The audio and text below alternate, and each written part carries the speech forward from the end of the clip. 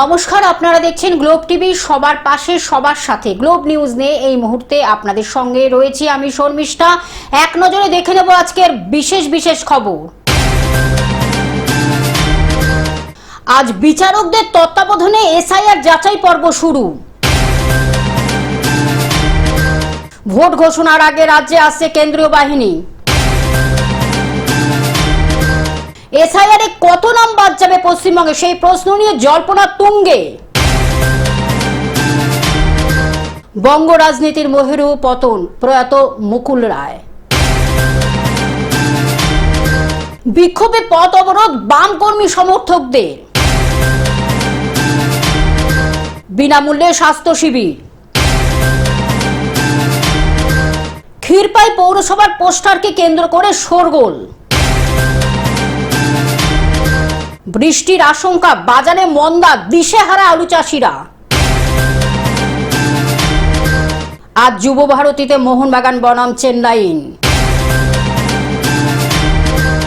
আবহাওয়ার পূর্বাভাস।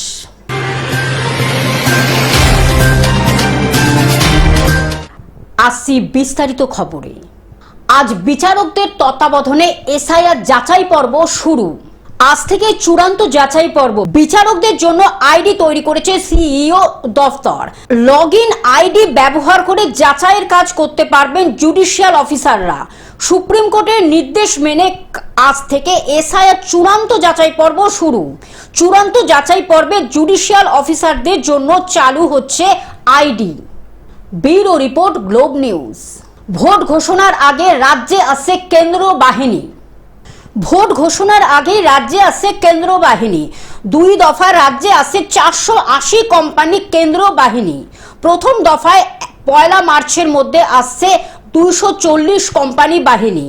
দ্বিতীয় দফায় 10 মার্চের মধ্যে আসবে আরো 240 কোম্পানি। কেন্দ্রীয় বাহিনী মোতায়েন নিয়ে সোমবার সিইও দফতরের বৈঠক। কোথায় কিভাবে কেন্দ্রীয় বাহিনী মোতায়েন, সোমবারে বৈঠক। Bureau report, Globe news. SIR নিয়ে কত নাম বাদ যাবে পশ্চিমবঙ্গে, সেই নিয়ে জল্পনা তুঙ্গে। এসআইআর এ কত নাম বাদ যাবে পশ্চিমবঙ্গে। 28 ফেব্রুয়ারি রাজ্যের ভোটার তালিকা প্রকাশের আগে এখন এই প্রশ্ন ঘিরেই জল্পনা তুঙ্গে উঠেছে। খসড়া তালিকাতে 58 লক্ষের বেশি নাম বাদ গিয়েছিল। কমিশন সূত্রে খবর, রবিবার বিকেল পর্যন্ত নাম বাদ যাওয়ায় সম্ভাব্য সংখ্যা প্রায় 67 লক্ষের কাছাকাছি। এখনো 45 লক্ষের বেশি ভোটারের নথি যাচাইয়ের প্রক্রিয়া বাকি রয়েছে। Bureau report, Globe News. বঙ্গ রাজনীতির মহেরু পতন, প্রয়াত মুকুল রায়। বঙ্গ রাজনীতির মহেরু পতন, রবিবার রাতেই প্রয়াত মুকুল রায়। প্রয়াত হলেন মুকুল রায়। দীর্ঘ অসুস্থতার পর রাত 1:30 নাগাদ জীবনাবসান বর্ষিয়ান রাজনীতিকের। 72 বছরে বিদায় বঙ্গ রাজনীতি। এক সময়ে চাণক্যর। বাইপাসের ধারে বেসরকারি হাসপাতালের বাইরে ভিড় অনুগামীদের। শোক রাজনৈতিক মহলেই। Bureau report, Globe News. বিক্ষোভে পথ অবরোধ বাম কর্মী ও সমর্থকদের। ফোর্সের অভাবে বাতিল হয়ে গেল নাজরানা কৃষি উন্নয়ন সমিতির নির্বাচন। শনিবার রাত প্রায় 10টা নাগাদ প্রশাসনের তরফে নির্বাচন স্থগিতের সিদ্ধান্ত জানানো হয়। সেই খবর ছড়িয়ে পড়তে রবিবার সকালে ক্ষোভে ফেটে পড়েন বাম কর্মী সমর্থকরা। প্রথমে সমিতির মেন গেটে তালা ঝুলিয়ে বিক্ষোভ দেখানো হয়। পরে দলীয় পতাকা হাতে নিয়ে বিক্ষোভকারীরা শেখপাড়া ইসলামপুর সড়কে নেমে অবরোধ শুরু করেন। ফলে গুরুত্বপূর্ণ এই সড়কের যান চলাচল সম্পূর্ণভাবে বন্ধ হয়ে যায়। ছোট গাড়ি থেকে বড় যানবাহন সবই সারিবদ্ধভাবে দাঁড়িয়ে পড়ে। চরম ভোগান্তিতে পড়েন সাধারণ পথচারী ও যাত্রীরা। উল্লেখ্য, রবিবারের নাজরানা কৃষি উন্নয়ন সমিতির নির্বাচন হওয়ার কথা ছিল, কিন্তু প্রশাসনের দাবি পর্যাপ্ত পুলিশ ফোর্স দেওয়া সম্ভব নয়। সেই কারণে নির্বাচন বাতিল করার সিদ্ধান্ত নেওয়া হয়েছে। এই সিদ্ধান্তের প্রতিবাদে বাম কর্মী সমর্থকরা রাস্তায় নামেন। খবর পেয়ে ঘটনাস্থলে পৌঁছায় রানীনগর থানার পুলিশ। বিক্ষোভকারীদের সঙ্গে আলোচনা করে সমস্যা সমাধানের আশ্বাস দিলে প্রায় 10 মিনিট পর অবরোধ তুলে দেওয়া হয়। পরে স্বাভাবিক হয় যান চলাচল।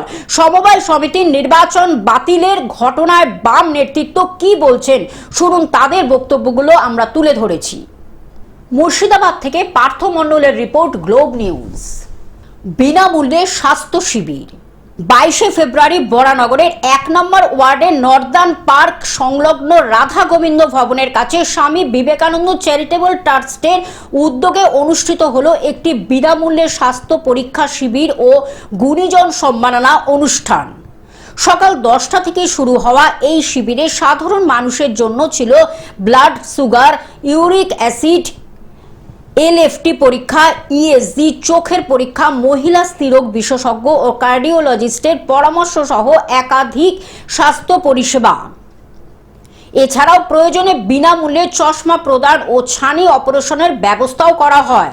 অনুষ্ঠানে উপস্থিত ছিলেন সম্মানীয় কেন্দ্র ও রাজ্য নেতৃবৃন্দ। সেদিন বিশেষ অতিথি হিসাবে উপস্থিত ছিলেন উত্তরপ্রদেশের অন্যতম আয়ুষ দপ্তরের মন্ত্রী দয়াশঙ্কর মিশ্র, প্রধান পৃষ্ঠপোষক শ্রী সজল ঘোষ এবং সহায়ক ও মুখ্য সংগঠক শ্রী রাকেশ সাহার নেতৃত্বে এই সামাজিক উদ্যোগে ব্যাপক সাড়া মিলেছে এলাকাবাসীর মধ্যে। উদ্যোক্তাদের এই মানবিক প্রয়াসকে স্বাগত জানিয়েছেন সকলেই। কলকাতা থেকে অনির্বাণ দত্তের রিপোর্ট, গ্লোব নিউজ। ক্ষীরপাই পৌরসভায় পোস্টারকে কেন্দ্র করে শোরগোল। সাত সকালে ক্ষীরপাই পৌরসভার বিভিন্ন জায়গায় পোস্টার কেন্দ্র করে শোরগোল। অভিযোগ, লক্ষ লক্ষ টাকার বিনিময়ে ক্ষীরপাই পৌরসভার চেয়ারম্যান, ভাইস চেয়ারম্যান সরকারি জায়গা বিক্রি করে দিচ্ছে। কিছুদিন আগে মুখ্যমন্ত্রী মমতা ব্যানার্জি নির্দেশ দিয়েছিলেন কোনো সরকারি জায়গা বেদখল করা যাবে না। সেই নিয়মকে তোয়াক্কা না করে ক্ষীরপাই পৌরসভার কেঠিয়াখাল সংলগ্ন এক ইমারতি ব্যবসায়ী রাজ্য সড়কের ধারে স্থায়ীভাবে বেশ কিছুটি জায়গা প্রাচীর দিয়ে ঘিরে নেয়।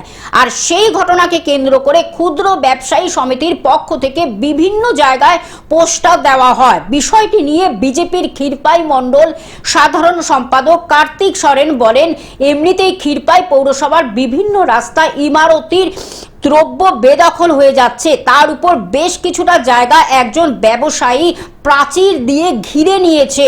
লক্ষ লক্ষ টাকার বিনিময়ে পৌর প্রশাসন সরকারি জায়গা বিক্রি করে দিচ্ছে। আমিও এই একটু আগে শুনলাম ক্ষীরপায়ে, যেখানে ক্ষীরপাই পৌরসভা থেকে প্রত্যেকটা পৌরসভায় যেখানে রাস্তা সামনে ছোট ছোট দোকানগুলোকে ভেঙে দেওয়া হয় প্রশাসনের মদতে, সেখানে প্রশাসনের চোখের সামনে আমাদের ওই যে পোস্টার দেখতে পাচ্ছি, যেটা আপনার কেঠিয়া ব্রিজের সামনে একদম পুরনো রাস্তাকে একটা বড় লম্বা জায়গা, একদম পার্মানেন্ট স্থায়ী একটা জায়গা ঘিরে নিচ্ছে। তাহলে প্রশাসন থাকা অবস্থায়, প্রশাসন চেয়ারে বসে থাকা অবস্থায় এই এত লম্বা জায়গা দখল করাচ্ছে কার মদতে? নিশ্চয় লক্ষ লক্ষ টাকার বিনিময় করছে। প্রশাসন চুপ কেন? আর যেখানে মুখ্যমন্ত্রী নির্দেশ দিয়েছে রাস্তার পাশে ইমারতের দ্রব্য থেকে সরিয়ে দেওয়ার এবং ফুটপাত উচ্ছেদ করার, সেখানে প্রশাসনের মদতে আমি দাবি করছি প্রশাসন লক্ষ লক্ষ টাকার বিনিময়ে এই জায়গা বিক্রি করে দিচ্ছে। পশ্চিম মেদিনীপুর থেকে কল্যাণ মণ্ডলের রিপোর্ট, গ্লোব নিউজ। বৃষ্টির আশঙ্কা, বাজারে মন্দা, দিশেহারা আলু চাষিরা। বৃষ্টির আশঙ্কা, নিম্নমুখী দর, দিশেহারা চন্দ্রকোনার আলু চাষিরা। ফলন ভালো হলেও মুখে হাসি নেই চাষিদের। একদিকে বৃষ্টির আশঙ্কা, অন্যদিকে বাজারের মন্দা ভাব। এই দুয়ের সারাশি চাপে কার্যত বাধ্য হয়েই আলু মাঠ থেকে তুলতে ব্যস্ত পশ্চিম মেদিনীপুরের চন্দ্রকোনার কয়েক হাজার কৃষক। পশ্চিম মেদিনীপুরে বিস্তীর্ণ এলাকায় আলু প্রধান অর্থকরী ফসল। এবছর অনুকূল আবহাওয়া থাকায় বিঘার পর বিঘা জমিতে চাষিরা মূলত জ্যোতি K22 আলু চাষ করেছেন। আলু ফলন মোটামুটি খারাপ নয়, 5-6 প্যাকেট করে আলু হবে। আর কিন্তু আলুর তো দাম নাই। আলু চাষি তো খরচ আছে বিঘায় 35,000 টাকা। তাহলে চাষি এবারে কি পাচ্ছে পাচ্ছে কিছু কি? সব তো শেষ হয়ে গেল। আবহাওয়া দপ্তর বলছে, আবার বলছে জল হবে। এই জল হয়, শিল্পী যদি হয় তাহলে আবার যাবে ক্ষয়ক্ষতি। চাষির ভূমিদশায় এসে গেছে, চাষির অবস্থা খুব খারাপ। ফলনও হয়েছে নজর কাড়া, কিন্তু ফেব্রুয়ারি মাসের শেষে বৃষ্টির পূর্বাভাস কৃষকদের কপালে চিন্তার ভাঁজ ফেলেছে। চাষিদের মতে এই সময় বৃষ্টি হলে মাঠের পাকা আলু পচে যাওয়ার সম্ভাবনা প্রবল। বৃষ্টির হাত থেকে ফসল বাঁচাতে নির্ধারিত সময়ের আগেই মাঠ থেকে আলু তুলে নিতে হচ্ছে। আলু তোলার এই মরশুমে বাজারের বর্তমান দর অত্যন্ত নিম্নমুখী, যা চাষিদের উৎপাদন খরচের তুলনায় অনেকটাই কম। আলুতে সর্বপ্রথম যে ফার্স্ট কালোবাজারি হয় সেটা হচ্ছে সার, আর বীজ, তার কিন্তু কখনোই দাম কমে না। আলু বীজেরও দাম কমে না, কারণ ওইটা সম্পূর্ণ বিনা মার্কেটিংয়ের প্রোডাক্ট। তো এই হিসাবে দেখতে গেলে আমরা দেখেছি যে যেই রকম আলুটা দাঁড়াচ্ছে হয়তো 5টা 5.5টা, যেটা গড় হিসাবে দেখতে গেলে 5টা। এবারে কোনো চাষি 5.5টা, কোনো চাষি 6টা, সেটা আলাদা কেস। কিন্তু সম্পূর্ণভাবে দেখতে গেলে যে ভাঙা পর্যন্ত খরচাটা প্রায় 38 থেকে 39,000 টাকা খরচা এসে দাঁড়াবে। তো এই 39,000 টাকা এক বিঘাতে কিন্তু এখন কোনো মতেই উঠছে না। এইটা দাঁড়াচ্ছে কতই 25,000, 26,000, 27,000। আলুর দাম এই তো 500 টাকা এভারেজ মার্কেট, যেটি ধরতে গেলে 500 টাকা মার্কেট।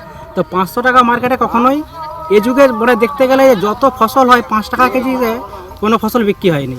একমাত্র এই কৃষকের হচ্ছে হাড় কাঁপানো মানে আলুটি একমাত্র বিক্রি হয়, আর কোনো ফসলই বিক্রি হয়নি। আলু চাষিদের মতে আলু আর কিছুদিন জমিতে থাকলে আকার ও গুণমান আরও বাড়ন্ত। আমি আপনার মুখ থেকেই শুনলাম, কিন্তু এখন পর্যন্ত পৌরসভাকে অভিযোগ করেনি এবং আমাদের পৌরসভা আইন অনুযায়ী এই ব্যবস্থা গ্রহণ করবে এবং যদি পিডব্লিউডি সহ সমস্ত সরকারি যে পদক্ষেপগুলি আমার পৌরসভা নেবে এবং এই চূড়ান্ত পর্যায়ে আমরা এর পদক্ষেপ নেব। পশ্চিম মেদিনীপুর থেকে কল্যাণ মণ্ডলের রিপোর্ট, গ্লোব নিউজ।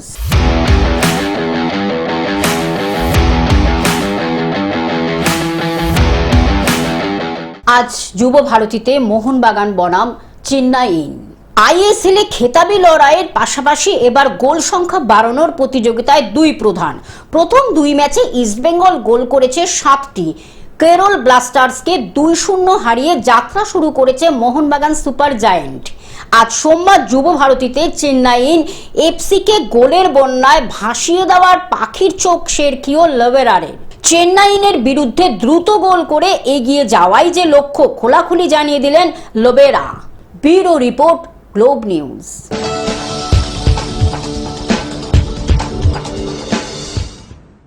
আবহাওয়ার পূর্বাভাস।